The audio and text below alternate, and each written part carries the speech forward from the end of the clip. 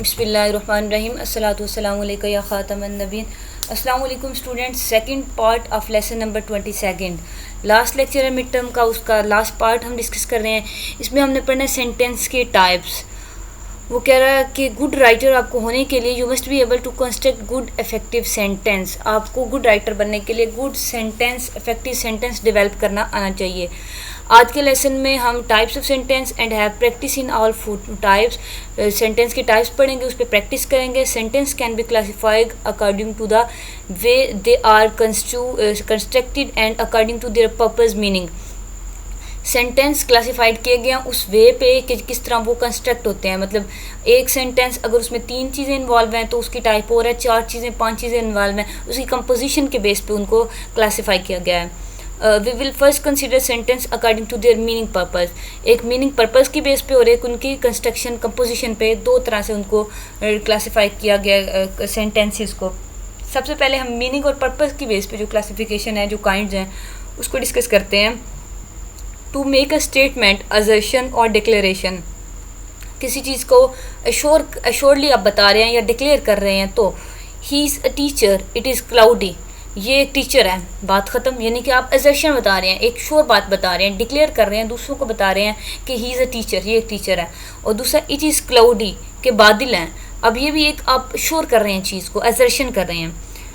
To ask question, कोई सवाल पूछने के लिए। अब ये पहला हो गया कि कोई आप असर्शन, टू मेक असर्शन और डिक्लेरेशन, तो उसके एग्जांपल ये है, he is a teacher and it is cloudy, एक टाइप हो गई। Second type, to ask question, सवाल पूछने के लिए आप जो सेंटेंस यूज़ करते हैं, व्हाट डे इज़ इट, क्या दिन है आज, ये क्या दिन है, ठीक है, ये क्वेश्चन है। क्वेश्चन कोई इंट्रोगेटिव सेंटेंस भी उसको हम कहते हैं। लेकिन आपने उस तरफ नहीं जाना जो आपको पढ़ाया जा रहा है, आप सिर्फ इस तरफ ही फोकस करें। ये बहुत आपको ना एक शॉर्ट सा एक क्लू दिए जा रहे हैं, डिटेल आगे होगी आपके फाइनल टर्म में।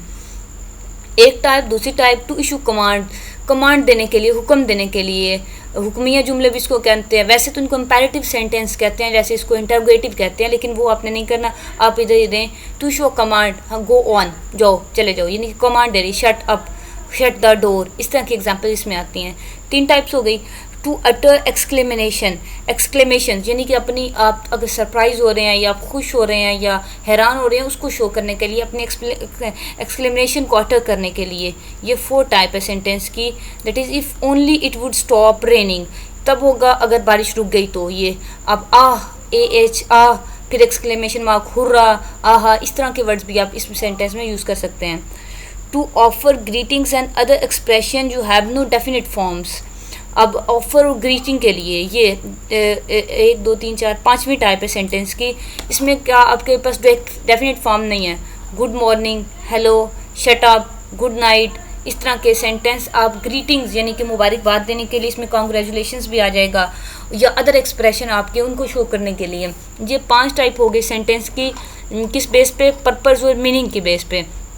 यानी कि किसी में आपका पर्पज़ है कुछ पूछना, किसी में पर्पज़ है हैरान हो रहे हैं आप, किसी में पर्पज़ है कोई कमांड देना, किसी में पर्पज़ है कोई चीज़ डिक्लेयर करना। ये पर्पज़ की बेस पे 5 टाइप्स हो गई हमारी सेंटेंसेस की। नीचे आ जाएं, sentences also may be classify according to their structure.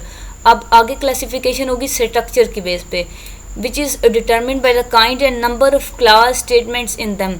Number of clause यानी कि एक सेंटेंस में जो क्लासेस होती हैं, subordinate clause, principal clause, dependent, independent clause, ये आगे हम डिटेल में जाके पढ़ेंगे। आप इसको ऐसे समझ लें कि एक सेंटेंस में जो टुकड़े होते हैं ना, यानी कि कॉमा से, अगर कॉमा है सेंटेंस में तो उसके 2 टुकड़े बन जाएंगे, 2 पीस बन जाएंगे, तो उन 2 पीस को हम क्लास कहते हैं। हर एक पीस को क्लास कॉल करते हैं, ठीक है। तो वो कह रहा है कि क्लास के बेस पे सेंटेंस की जो टाइप है स्ट्रक्चर के बेस पे, depending upon how it is constructed, sentence in English are either simple, compound, complex और complex compound। यहाँ भी 4 टाइप्स हैं, ठीक है। एक सिंपल, दूसरी कंपाउंड, तीसरी complex और चौथी complex और compound। So we can say these are the 4 most basic kinds of sentence in English। तो most basic kinds of sentence हैं English में 4। We need to distinguish these 4 kinds of sentence from each other। तो अब आपने याद रखना है ऊपर वो पर्पस और मीनिंग के लिहाज से 5 काइंड्स थी, लेकिन वैसे अगर जनरली आपसे पूछा जाए कि काइंड्स ऑफ सेंटेंस या type of sentence English language में कितनी है, तो आपने बेसिक 4 काइंड्स ही बतानी है, वो जो अब हम डिस्कस करने लगे हैं। वो बस सरसरी सा एक इंट्रोडक्शन था आपका, और मेन जो टाइप्स हैं इंग्लिश लैंग्वेज में सेंटेंस की वो ये 4 हैं बेसिक टाइप्स, ठीक है। और ये एमसीक्यूज़ में आपसे पूछा जा सकता है, तो कहीं आप कंफ्यूज हो जाएं कि वहाँ 5 थी यहाँ 4 हैं, तो आपने इसको 4 पे फोकस करना है। सबसे पहली टाइप है सिंपल सेंटेंसेस। इसकी डेफिनेशन भी याद करनी है कि एनी सेंटेंस हाउएवर लॉन्ग और short that has only one subject verb combination and express a complete thought is simple sentence. समझ आई? वो कह रहा कोई भी सेंटेंस चाहे लंबा हो या छोटा, उसमें एक सब्जेक्ट और एक वर्ब हो तो उसको हम कहेंगे सिंपल सेंटेंस, ठीक है। सब्जेक्ट और वर्ब का कम्बिनेशन हो जिस भी सेंटेंस में, जितना जैसा मर्जी वो हो, उसको आप कहते हैं सिंपल सेंटेंस। और simple sentence consisting of one subject and one verb. और ये भी याद रखना है कि सब्जेक्ट भी एक हो और वर्ब भी एक हो, दोनों एक एक होंगे, तो ऐसे सेंटेंस को हम कहेंगे सिंपल सेंटेंस। और सेंटेंस वो तब होगा ना जब वो एक कंप्लीट थॉट एक्सप्रेस करे। ये तो ऊपर हमने सेंटेंस की डेफिनेशन में भी पढ़ा, तो ये वर्ड भी आपने याद रखने हैं कि सिंपल सेंटेंस ऐसा है कि एक वर्ब एक सब्जेक्ट यूज़ करते हुए एक कंप्लीट थॉट एक्सप्रेस करता है। ऐसे सेंटेंस को हम कहेंगे सिंपल सेंटेंस। एग्जाम्पल देखें, स्पार्क फ्लाई अपवर्ड्स, स्पार्क्स ऊपर की तरफ उड़ रही हैं। अब स्पार्क्स यहाँ पे हो गया सब्जेक्ट, फ्लाई जो है ये हो गया हमारे पास वर्ब, ठीक है। ये दो चीज़ें हैं, सब्जेक्ट भी है और वर्ब भी है। और अपवर्ड्स आप इसको एज एन ऑब्जेक्ट ट्रीट तो कर सकते हैं, लेकिन आपको इसको ऑब्जेक्ट कह नहीं सकते, क्योंकि हमने सिर्फ दो चीज़ों का निशानी रखी है सिंपल सेंटेंस के लिए, सब्जेक्ट और वर्ब। दो चीज़ें हमें मिल गई, और तीसरी चीज़ है कंप्लीट थॉट का एक्सप्रेस होना है। कंप्लीट थॉट आपको समझ आ रही है ना कि स्पार्क्स ऊपर की तरफ उड़ रही हैं, ऊपर की तरफ उड़ रही हैं। तो अब ये जो है कंप्लीट थॉट एक्सप्रेस हो रही, one subject one verb, so this sentence is called a simple sentence. आपने एक डेफिनेशन और 2 या 3 एग्जाम्पल ईच टाइप की ये याद कर लेनी है सेंटेंसेस के। The tired dirty and foot सोर tourist struggled weirdly across the bridge up the hill and finally into the rest house। अब देखें सेंटेंस तो लंबा है, कॉमास भी हैं, लेकिन आप फोकस करें कंप्लीट थॉट एक्सप्रेस हो गई। सब्जेक्ट और वर्ब का देखें, the tired dirty and foot सोर टूरिस्ट। सब्जेक्ट इसमें मेन है टूरिस्ट, स्याह, यानी कि जो स्याह कर जो वो क्या उसको कहते हैं सैर करने वाले स्याह होते हैं, उनको टूरिस्ट कहते हैं ना। अब टायर्ड हैं, थके हुए हैं, गंदे हैं, फुट सो रहे हैं, उनके पाँव यानी कि पाँव में छाले बने हुए या पाँव सूजे हुए या जैसे भी। अब ये टॉयलेट्स के साथ अटैच हैं ये चीज़ें, और याद रखना है जो सब्जेक्ट हमारा है वो सिर्फ टॉयलेट्स है, ये सारे सब्जेक्ट नहीं है। ये सब्जेक्ट को लंबा करने के लिए ऐड हुई हैं सब्जेक्ट में चीज़ें, लेकिन हमारा मेन सब्जेक्ट एक है। कहीं आप समझे कि यहाँ 3 सब्जेक्ट है, नहीं, टॉयलेट्स हमारे सब्जेक्ट्स हैं। फिर वो किस तरह के हैं, थके हुए हैं, गंदे मंदे हैं या जैसे भी हैं, ये उनकी क्वालिटीज़ हैं। सब्जेक्ट सिर्फ 1 है। एक सब्जेक्ट हो गया स्ट्रगल्ड वियरली। अब स्ट्रगल्ड ये हमारे पास वर्ब है और ये भी एक है, struggle struggled struggled second form use होगी ना। अब स्ट्रगल्ड कोशिश कर रहे हैं, वियरली अक्रॉस द ब्रिज वो पुल के पार गुजरे, अब द हिल पहाड़ों के ऊपर, and finally into the rest room, और फिर वो रेस्ट रूम में चले गए। वो कहता है उधर से कोशिश करते करते रेस्ट रूम में पहुंच गए।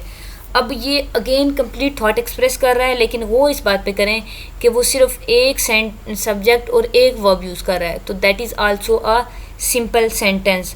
अब वो कह रहा है कि ये 3 वर्ड्स का सेंटेंस है, ये 20 वर्ड्स का सेंटेंस है, लेकिन दोनों सिंपल सेंटेंस है। क्यों?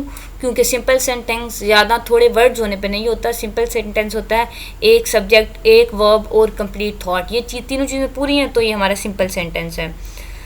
आगे एक्सप्लेनेशन वही दे रहा है जो मैंने आपको बताई कि the second sentence contain 20 word but because it has one subject tourist, एक सब्जेक्ट है tourist, and one finite verb that is struggled, it is classified as a simple sentence. ठीक है, ये वर्ब की भी आगे टाइप है फाइनाइट, इनफाइनाइट, ये ऐसे कंफ्यूज करने के लिए आपको ज़्यादा लफ्ज़ डाल देता है, लेकिन अब सिंपल वर्ब पे ही रहें। ये टाइप आगे जाके पढ़ेंगे, अब आपको मैं डिस्कस नहीं करती, ऐसे ही आप कंफ्यूज होंगे। जो चीज़ बताइए आपको एक सब्जेक्ट एक वर्ब, बात ख़त्म होगी, सिंपल सेंटेंस बन गया। सिंपल सेंटेंस में आप मोर देन वन सब्जेक्ट, एक से ज़्यादा सब्जेक्ट भी वो कह रहा है मे हैव हो सकते हैं। कैसे? Lamb and Hazlitt wrote charming essays, Lamb और हैजलिट दोनों ने चार्मिंग ऐसे लिखा। Towels and bed sheets sway on the clothes line. ये अगेन उसने आपको कंफ्यूज कर दिया दो सब्जेक्ट वाली बात भी बता के, लेकिन खैर अब बता दिया तो अब आप इसको माइंड में रखिएगा कि दो सब्जेक्ट हो सकते हैं, वो सब्जेक्ट ऐसा कि उनका वर्ब एक ही हो, वर्ब नहीं एक से ज़्यादा होगा, वर्ब एक ही होगा। अब देखें ना, लैम्प और हेस्टल दो बंदे, दो के नाम यूज़ हुए, एक इसका, लेकिन वर्ब इन दोनों का सेम है, रोट, दोनों ने लिखना। अब इनका अगर वर्ब भी चेंज हो जाए तो ये सिंपल सेंटेंस नहीं रहता ना, वर्ब एक ही होगा, ये बात याद रखनी है। और मोस्टली सब्जेक्ट भी एक ही होगा, और कहीं पे दो सब्जेक्ट भी हो सकते हैं, लेकिन वो सिंपल सेंटेंस ही कहलाएगा। ये बात कंफ्यूज ही करेगी आपको। खैर आ गया सिंपल सेंटेंस, ये दोबारा वही आ गया, स्पार्क अपवर्ड्स, ये अगेन रिपीट हुआ है। नीचे आपके पास प्रैक्टिस सिंपल सेंटेंस की, ये आप खुद करेंगे, मैंने आपको बहुत डिटेल में सिंपल सेंटेंस समझा दिए हैं। नीचे ज्वाइनिंग वर्ड्स हम देखते हैं। द कंपाउंड सेंटेंस, आगे कंपाउंड सेंटेंस बता रहा है, ये 5 इसकी प्रैक्टिस है, आगे कंपाउंड सेंटेंस आ गया यहाँ से। ये कंपाउंड सेंटेंस के एग्जाम, पहले तो डेफिनेशन देखें, इज़ मेड अप ऑफ 2 और मोर कंप्लीट थाट्स। अब ये देखें, उसमें से 1 कंप्लीट थाट्स ही कंपाउंड सेंटेंस में 2 या 2 से ज़्यादा कंप्लीट थाट्स आ रही हैं। एग्जाम्पल देखें, Saima wants biryani for dinner but she forgot to buy meat. Dinner के लिए बिरयानी चाहती थी बनाना साइमा, लेकिन वो गोश्त लाना भूल गई है। एक बात तो है कि बिरयानी डिनर के लिए उसे पसंद थी, चाहती थी बनाना, और दूसरी बात है वो गोश्त लाना भूल गई है। 2 कंप्लीट थाट्स, गोश्त लाना भूल जाना और बिरयानी चाहना, ये 2 अलग-अलग थाट्स हैं और कंप्लीट थाट्स हैं, ये एक्सप्रेस हो रही हैं सेंटेंस में, तो this is called compound sentence. Example दूसरी देखें, his life was not an easy one, उसकी ज़िंदगी आसान नहीं है, नॉर वाज इट इवेंटफुल, ना ही आसान है और ना ही इवेंटफुल, यानी कि मौक़ों से भरी हुई है, इवेंटफुल, फुल ऑफ इवेंट भी नहीं है। अब 2 बातें again, complete thoughts 2 again express हो रही हैं, तो this is called compound sentence. Compound sentence की निशानी 2 कंप्लीट थाट्स एक्सप्रेस हो रहा है, ठीक है। Joining words, the following table explain all the joining words. ये देखें ना ज्वाइनिंग वर्ड, ये आप देखें 2 थाट्स हैं, अब 2 कंप्लीट थाट्स हैं, एक ही सेंटेंस में उनको लिखना है, तो अब 2 थाट्स को कुछ वर्ड्स से ज्वाइन तो करना है ना, बट, एंड या कोई भी वर्ड्स, उन वर्ड्स को हम कहेंगे ज्वाइनिंग वर्ड्स। ये देखें डिनर वाले में ये जो बट है ये ज्वाइनिंग वर्ड है, और दूसरे वाले में his life was not an easy one nor was, अब यहाँ पे नॉर जो है ये ज्वाइनिंग वर्ड है। अब वो कह रहा है बाकी joining word and, but, so far, means, in addition, however, as a result, because, ये सारे भी ज्वाइनिंग वर्ड हैं। नेक्स्ट है येट और नॉट, हाउएवर, और ये सारे joining words. Look the following uses of the joining coordinating words, इनको ज्वाइनिंग वर्ड भी कहते हैं और कोऑर्डिनेटिंग वर्ड्स भी कहते हैं, ये उनके 2 नाम हो गए। अब ये देखें, the driver failed to signal and, here as and is joining word, he went through a stop sign. अब एक थॉट इधर एक्सप्रेस हो रही है और एक थॉट इस पार्ट में एक्सप्रेस हो रही है। इसी तरह ये सारे सेंटेंस आपने ध्यान से पढ़ लेने हैं। ध्यान से सेंटेंस पढ़ने के बाद आपने प्रैक्टिस नंबर 2 भी करनी है, और हम आगे आ जाते हैं थर्ड फॉर्म जो है सेंटेंस की, उस पर। थर्ड फॉर्म है हमारे पास सेंटेंसेस की, वो है कम्प्लेक्स सेंटेंस। ये प्रैक्टिस कर लेनी है आपने। प्रैक्टिस में करना क्या है कि कॉमा यूज़ करना है और दूसरा आपने ज्वाइनिंग वर्ड यूज़ करना है, मतलब सिंपल सेंटेंसेस है उनको आपने कंपाउंड में बनाना है। थर्ड फॉर्म देखें, कम्प्लेक्स सेंटेंस की सबसे पहले definition, complex sentence includes one independent statement clause and at least one dependent statement which cannot stand alone। पहले अब इधर मेरी तरफ ध्यान करें, उर्दू में समझें कि इंडिपेंडेंट और डिपेंडेंट क्लास क्या होती है। डिपेंडेंट का मतलब होता है किसी पे इन्हिसार करने वाला, डिपेंड करने वाला, और इंडिपेंडेंट जो मुनहसर ना हो कोई किसी पे, यानी कि इन्हिसार ना करता हो। अब जैसे उर्दू में इसका मतलब है ना, वैसे ये क्लॉजेज हैं, यानी कि पहले उर्दू में मैं आपको एग्जांपल देती हूँ, समझे कि अगर मैं लाहौर गई तो बादशाही मास्क भी जाऊँगी। अब अगर मेरा लाहौर जाना जो है वो बादशाही मास्क जो जाना है वो लाहौर जाने पे डिपेंड कर रहा है ना। देखें, अगर लाहौर जाऊंगी तो ही बादशाही मास्क जाऊंगी ना, तो मतलब लाहौर जाना जो है ये बादशाही मास्क जाना जो है ये डिपेंड कर रहा है लाहौर जाने वाली बात पे। तो जो दूसरा क्लॉज है बादशाही मास्क जाने वाला क्लॉज, वो डिपेंडेंट क्लास है ऑन फर्स्ट क्लास, ठीक है। ये इसको कहते हैं कि एक चीज़ दूसरी चीज़ पे इन्हिसार कर रही है, और एक चीज़ अकेली जो डिपेंडेंट क्लास है ना, अकेला उसकी कोई मीनिंग नहीं होती। इंडिपेंडेंट क्लास तो चलो वो होता ही इंडिपेंडेंट ना, उसके मीनिंग होते हैं, लेकिन अगर उसको भी ऐसे वर्ड्स ये अगर, इफ़ या ऐसे वर्ड्स ऐड कर दिए जाएँ तो इंडिपेंडेंट क्लास भी उसके भी मीनिंग नहीं देता। लेकिन आपने ये बात याद रखनी है कि जो डिपेंडेंट क्लास है वो अलोन स्टैंड नहीं कर सकता, ठीक है। डिपेंडेंट क्लास जो है वो can not stand alone. English में एग्जाम्पल पढ़ते हैं, आपको क्लियर हो जाएगा। when the century began, जब सदी शुरू हुई, there were many known coffee houses in the city, तो इस शहर में बहुत से नाउन कॉफ़ी हाउसेस थे, ठीक है, वेल नाउन या नाउन कॉफ़ी हाउसेस थे। अब देखें, व्हेन द सेंचुरी बिगन, जब सदी शुरू हुई। This statement is dependent statement, कि जब सदी शुरू हुई। और एक बात और याद रखनी है, जो डिपेंडेंट स्टेटमेंट है ना वो कंप्लीट मीनिंग एक्सप्रेस नहीं करती है। जो इंडिपेंडेंट स्टेटमेंट है, इंडिपेंडेंट क्लॉज है, वो तो कंप्लीट मीनिंग एक्सप्रेस कर देगी, लेकिन डिपेंडेंट कभी भी नहीं करती, इसीलिए वो कैन नॉट स्टैंड अलोन। अकेली वो मीनिंग नहीं देती, अकेली वो रह नहीं सकती, डिपेंडेंट क्लॉज जो है। अब इसमें अंडरलाइन जो लाइन है ये डिपेंडेंट क्लॉज है कि व्हेन द सेंचुरी बिगिन, जब सदी शुरू हुई। क्या हुआ जब सदी शुरू हुई? कंप्लीट मीनिंग नहीं ना एक्सप्रेस हो रहा, तो ये क्लास डिपेंडेंट क्लॉज है। और यहाँ पे इस शहर में बहुत से कॉफ़ी हाउसेस थे। ये बात अगर अकेली भी आप करें, ये बात पहले क्लास को हटा के, तो ये बात एक ठीक है कि इस शहर में बहुत से कॉफ़ी हाउसेस थे। अकेले स्टैंड कर गया ना ये वाली क्लास, तो इसको हम कहेंगे independent class. Okay. Men who wanted to meet their friends, आदमी जो अपने दोस्तों से मिलना चाहते हैं, विजिट दीज शॉप, वो इस शॉप्स को विजिट करते हैं। अब who wanted to meet their friends, अब ये देखें, अब इंडिपेंडेंट क्लास को समझें, ये सिर्फ अंडरलाइन है डिपेंडेंट क्लास जो है। Who wanted to meet their friends, जो अपने दोस्तों से मिलना चाहते हैं। क्या है उनको जो अपने दोस्तों से मिलना चाहते हैं? अब सिर्फ इतनी बात से आपको ना कंप्लीट थॉट एक्सप्रेस हो रही है, ना आपको किसी बात की समझ आ रही है, तो ना ये अपना मीनिंग दे रही है ये क्लॉज, तो इसलिए ये होगी डिपेंडेंट क्लॉज। और दूसरी class, man visited these shops, आदमी इस शॉप को विजिट करते हैं, यहाँ आते जाते रहते हैं। अगेन ये इंडिपेंडेंट क्लॉज है, ये अपना मीनिंग दे रही है विदाउट इसके। We know that these gatherings led eventually to the formation of a new political party. हमें पता था कि ये जो गैदरिंग हो रही है, ये मीटिंग्स हो रही है, ये एक नई पॉलिटिकल पार्टी फॉर्म करेगी। अब वी नो जस्ट, ये कंप्लीट सेंटेंस है। वी नो पता है आपको, वी आपका सब्जेक्ट है और नो आपका वर्ब है, तो ये सिंपल कंप्लीट सेंटेंस बनता है और ये कंप्लीट थॉट भी एक्सप्रेस कर रहा है। कैसे बना? वी नो, हम जानते हैं, मतलब हम जानते हैं ना, बात ख़त्म हो गई, हम जानते हैं।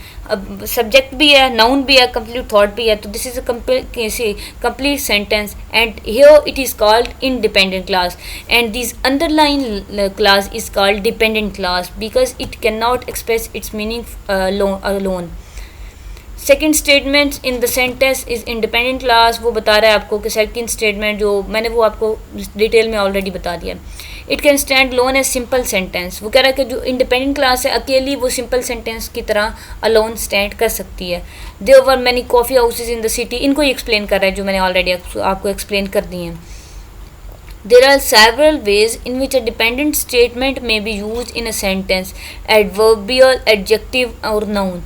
ये चीज़ अगेन आपको कंफ्यूज करने के लिए वो उसने डाल दी है, लेकिन सुने आप आ गया तो वो कह रहा है कि एक सेंटेंस में बहुत से टाइप्स होती हैं, बहुत सी फॉर्म है, बहुत से वेज हैं कि जिस तरह आप उसको स्टेटमेंट, डिपेंडेंट स्टेटमेंट को एक्सप्रेस कर सकते हैं। वो एज ए नाउन भी आ सकती है, एज एन एडजेक्टिव स्टेटमेंट भी, और एज एन एडवर्ब स्टेटमेंट भी आ सकती है।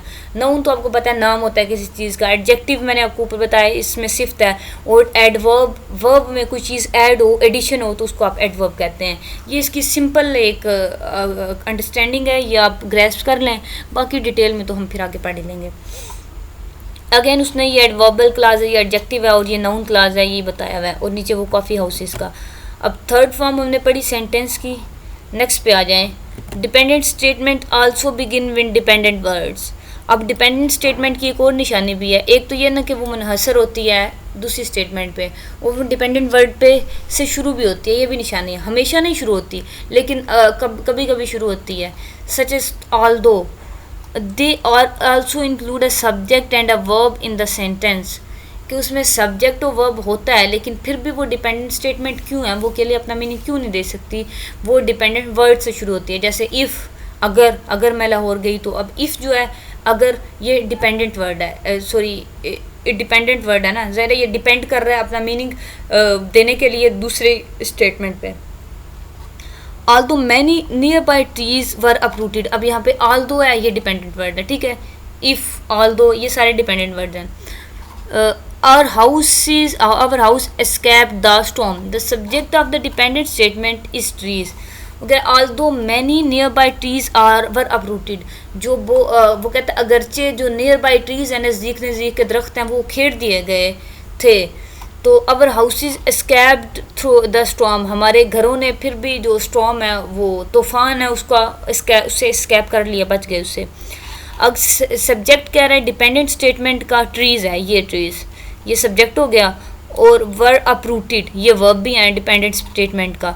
अब आप कहें कि ऐसे भी तो हो सकता है ना कि डिपेंडेंट वही निशानी है कि वर्ब भी है और सब्जेक्ट भी है, तो ये कंप्लीट सेंटेंस क्यों नहीं है, सिंपल सेंटेंस क्यों नहीं है डिपेंडेंट स्टेटमेंट, क्योंकि ये एक डिपेंडेंट वर्ड से स्टार्ट हो रहा है, इसलिए ये कंप्लीट सेंटेंस या सिंपल सेंटेंस नहीं बन सकता, ये डिपेंडेंट क्लॉज ही रहेगा।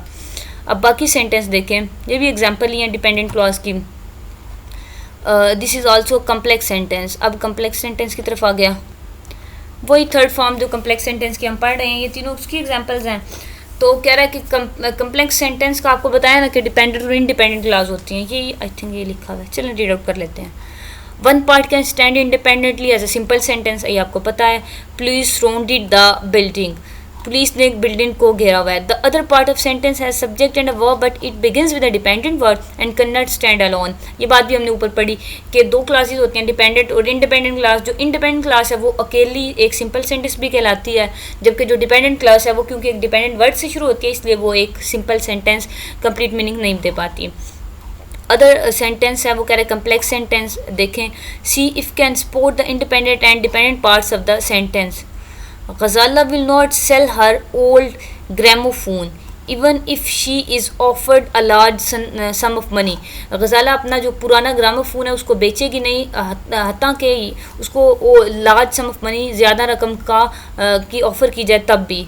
अब देखें, Ghazala will not sell her old gramophone, ये कंप्लीट थॉट एक्सप्रेस कर रहा है। This is an independent statement कि गज़ाला अपना पुराना ग्रामोफोन नहीं बेचेगी, बात ख़त्म, कंप्लीट थॉट एक्सप्रेस हो रही है ना। तो ये इंडिपेंडेंट क्लास है और अकेले स्टैंड कर सकता है ये as a simple sentence. Even if she is offered a large of money, यहाँ तक कि उसको ज़्यादा रकम की ऑफ़र की जाए तब भी। अब इवन इफ़ अगेन ये है आपके पास इन डिपेंडेंट क्लास के डिपेंडेंट वर्ड है जो कि जिससे डिपेंडेंट क्लास शुरू हो रही है, इस वजह से ये डिपेंडेंट क्लास है और ये अकेले मीनिंग नहीं देती, अकेले मीनिंग एक्सप्रेस नहीं करती, ये अलोन स्टैंड नहीं कर पाती डिपेंडेंट क्लास। आगे डिपेंडेंट वर्ड्स हम देख लेते हैं कौन कौन से हैं। In the example you have seen the word although, as and if, even if introduce statement that are dependent word. मैंने आपको बताया ना कि ऑल्दो, इफ़, एज ये सारे डिपेंडेंट वर्ड्स हो गए। There are various other dependent words also known as subordinating conjunction. अब डिपेंडेंट वर्ड को आप सबऑर्डिनेटिंग कंजक्शन भी कहते हैं। कंजक्शंस आपको पता वो होते हैं जो एक सेंटेंस को, एक क्लास को सेंटेंस की दूसरी क्लास से जोड़ते हैं। तो सब ऑर्डिनेटिंग कंजक्शन इसको इसलिए कहते हैं कि ये सब ऑर्डिनेटिंग क्लास के साथ होते हैं। जो आपकी डिपेंडेंट क्लास है ना उसको हम सब ऑर्डिनेट क्लास भी कहते हैं, ठीक है। जो इंडिपेंडेंट क्लास है उसको प्रिंसिपल क्लास भी कहते हैं, ये दो नाम भी हैं उनके, ठीक है। तो जो सब ऑर्डिनेट क्लास के साथ कंजक्शन होते हैं जिनको हम डिपेंडेंट वर्ड्स भी कहते हैं, डिपेंडेंट क्लॉज भी जिस क्लास को कहते हैं, उनको हम सब ऑर्डिनेट कंजक्शन या डिपेंडेंट वर्ड्स कॉल करते हैं। Look at the previous example again to understand how to punctuate complex sentence. As the maidman made demands on the phone, police surrounds the building।